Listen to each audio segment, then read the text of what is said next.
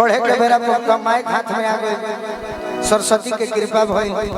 बाकी हमनियों के कहियो जात नहीं जे कॉलेज हम नाती पुता वाला भई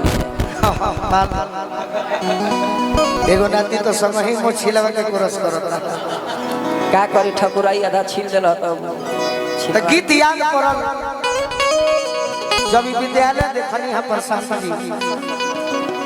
तो हमारो अपन विद्यालय याद आ गया गोलू भैया तो हमारा संग कहानी हो जाए। हां जी वो घरी मास्टर लोग छात्र लोग के ऑर्डर देवे कि जिस दिन छुट्टी होगा अपने से हैंड राइटिंग लिख कर लाना है। तो कहियो राम आम खाता है लिख दी जाए, कहियो कर्म ही पूजा है तो जहिया कर्म ही पूजा है लिखी एगो पूजा नाम के लड़की रहे और से हमारा कोनो लेना देना हम सब के मनिस्टर रहे पपो से अपने कहे कि हम मनिस्टर हैं तो पिताजी कहस कि जितना गढ़वा हो ले सन उन्हीं के मनिस्टर बनाओ सही हम यानी कि तेज बनी तेजो रहे दो घड़ी कहानी बने ताज याद आइला कि पतिया में लिखी के छतिया के मोतिया पतिया में लिखी के छतिया के मोतिया अरे पतिया में लिखी के छतिया के मोतिया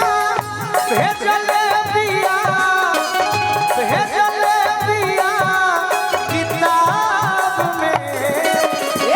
दिल ये गोलई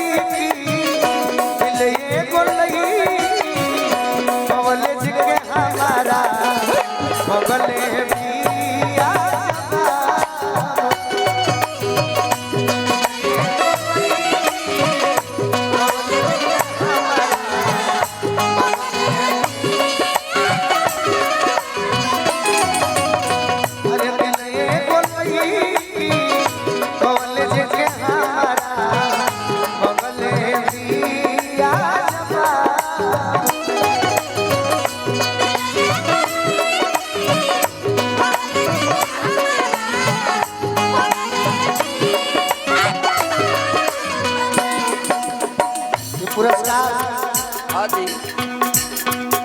माँ जौहरी सती भगवानपुर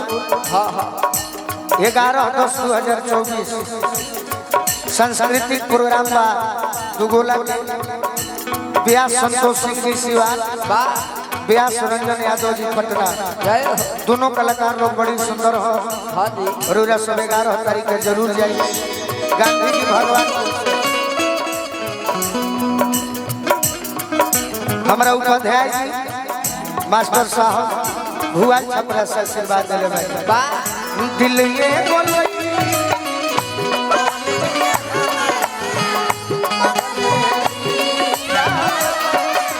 अरे दिल है दीवार का नहीं दिल है दीवार का नहीं मुश्किल बड़ी है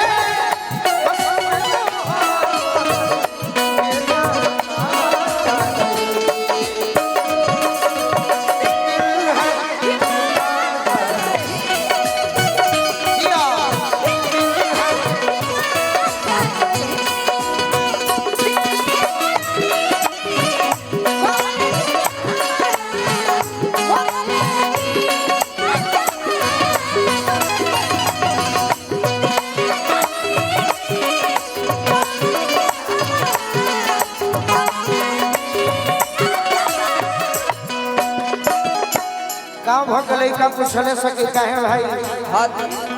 चिंता में दुबराई पड़ो मैंने के देखो यार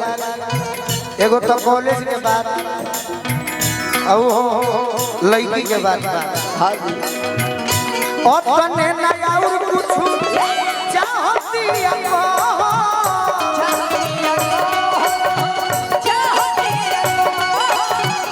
सोने हमर जान बन के हो जतिया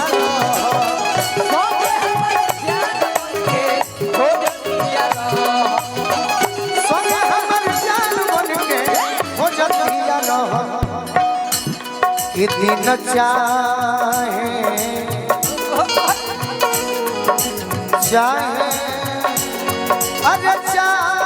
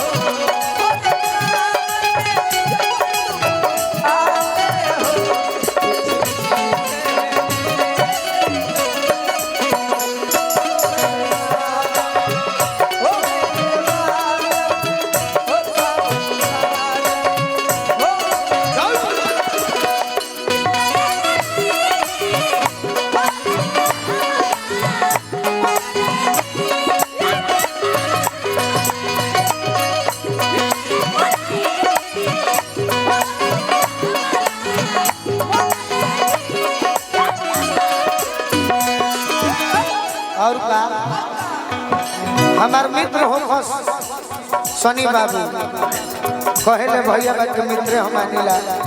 ई तो विचार के बात बा कि समान बा आपस में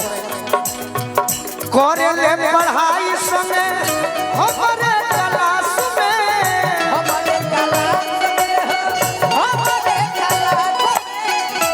अपन बुझाइल काहे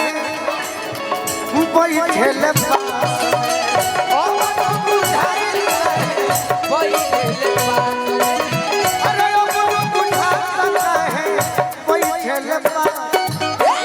बड़ा डिजाइन से चंदन भैया चिट्ठी भेजौले रहे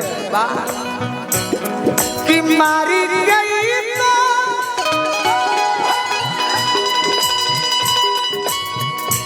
अनपति कभी तो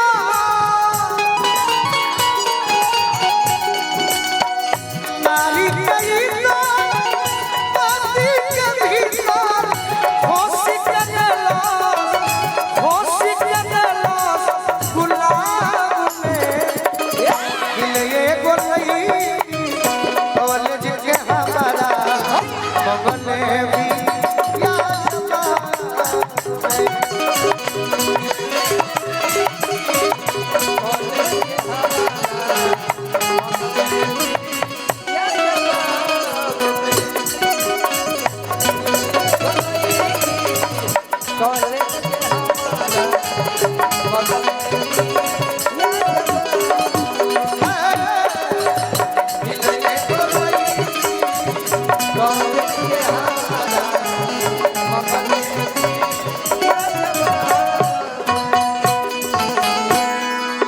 पाँच 10/2014